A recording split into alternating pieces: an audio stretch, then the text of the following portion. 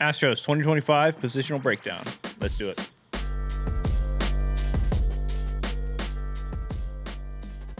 All right, center field.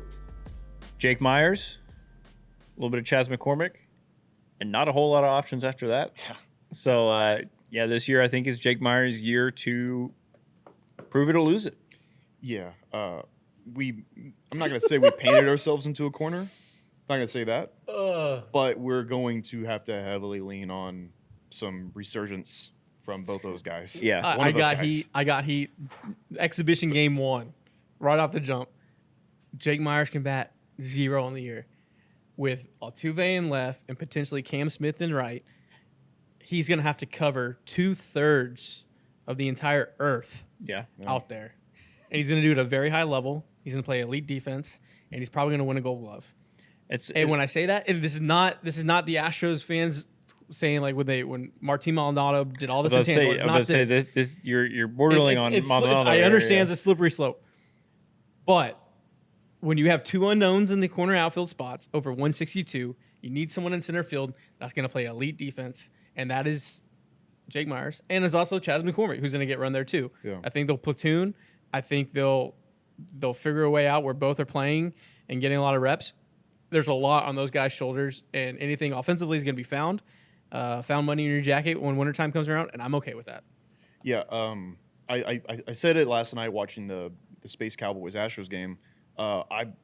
Jake Meyers sometimes maybe can't play offense, but I love seeing him run around and hit the wall like a damn crash out. He does. And he's always got this like scary face. Dude, he gets amped. Yeah, like the wall. Like I went out to hit him. Yeah, I like that. He wants to hit. He wants to hurt the wall. He hates the wall when he collides into it.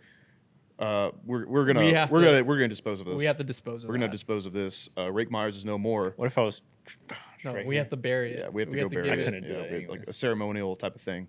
If you're still watching, we're gonna bury that under the 45 expansion by The Office, the ceremonial time capsule. I don't hate Jake Meyers being the everyday starter at center field because of his defense and his WAR. I'm not sure what his WAR was last year, but it was surprisingly higher than you think because of his defense. So he's that good. But also Chas, you think about Chas and what he was doing a few years ago, his first few years in the majors, he was really good. He was a good everyday starter. When he was an everyday starter, but he was starting and he was good when he was doing that. 1.7 WAR for Jake Meyers last year. It's higher than you think. You would think of him being a little bit less than that, but his defense kind of carried him. So we just get good defense.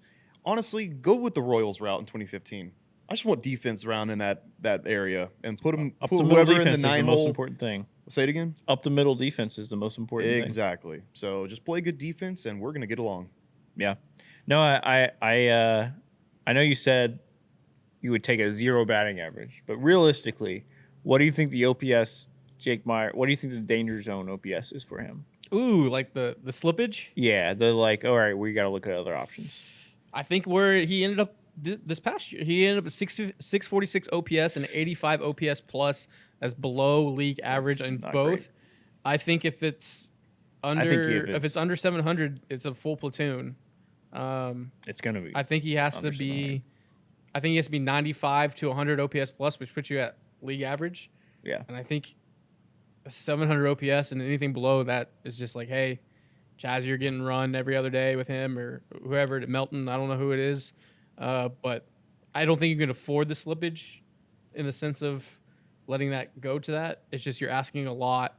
Whoever's playing center field, 2-man gap to gap with 2 unknowns as of March 25th. Obviously, by August, when they both have 100 games plus in the big leagues in reps, that's a different conversation. But just for the first quarter of the season, whoever's manning center field is carrying a lot. I think Chas McCormick takes over. Ooh. I mean, I've been saying it. I have a bet with Junior over there that Chaz is going to have an OPS over 770. Which would be kind of put him close to where he was in 2023. He had like an 8. He had an 832 830, OPS.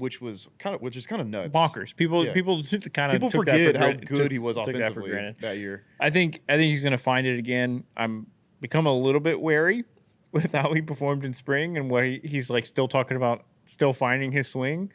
But I'm going to trust for one more year on the Chaz train. I think he takes over for Jake. I think Jake is a great defensive center fielder. I don't think that slips at all.